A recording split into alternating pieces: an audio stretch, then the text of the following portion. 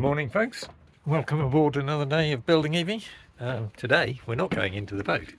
We're going to sort out the fenders, and well, I put this together because I need to free up some space on the phone because I've run out of space. So anyway, this is that.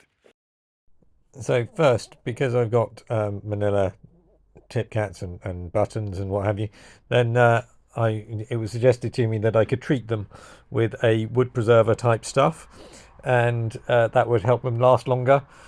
These buttons and things do tend to grow moss and what have you, so it seemed like a good idea to give it a go. I found something that was described as an eco wood preserver on eBay. It's actually called Tiger Kit, but if you put in Tiger Kit you won't find it. So if you search for eco wood preserver, then you might, and well, it seemed to be okay, but obviously I won't know for some time. It claims to be sort of veggie and eco and garden safe and all sorts of things. I figured that I didn't know whether anything was going to work any better than anything else, so I would give that a go. But anyway, having done the tip cat and the rear button, then here I am doing the front button.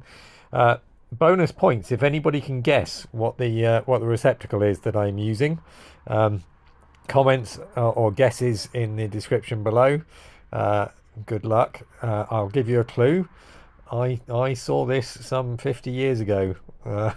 So anyway, I borrowed it from my dad, and it's because I had a bit of preserver stuff left over, then I thought I might as well do the ropes, because having just been messing about with Tilly and getting her ready for sale, then I stuck the ropes through the washing machine, which they come out okay. But I figured if I could stop them getting wet in the first place, or getting mossy in the first place, that would be good.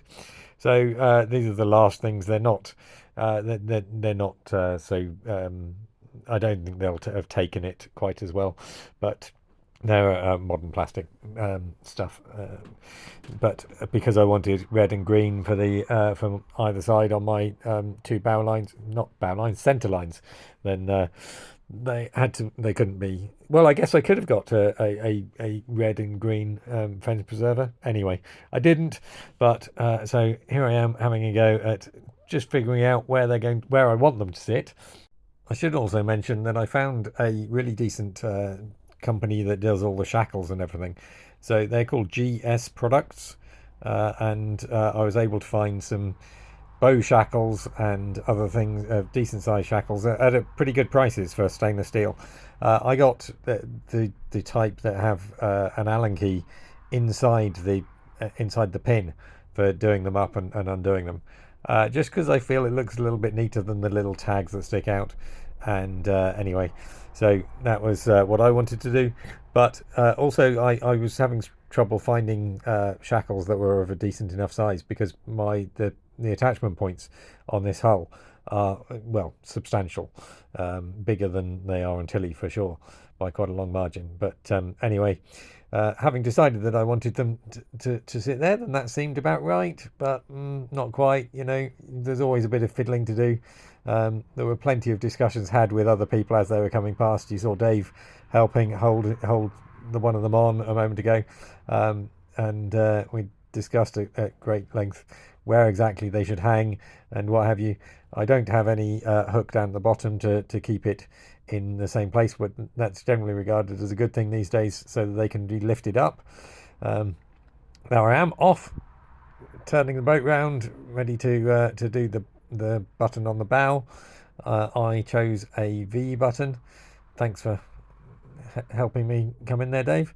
But yeah, I chose a V button because I just felt it would keep it a bit more stable, with two chains coming out of the top, because that'll keep it pretty much. And I went to get Dave because I wanted his opinion on where it should hang.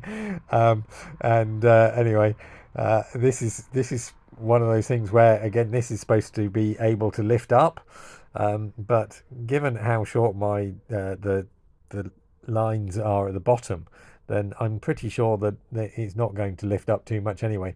But anyway, I got it on there, and it's okay. I figured that I would do it, and I could change it later if I decided that that was the thing.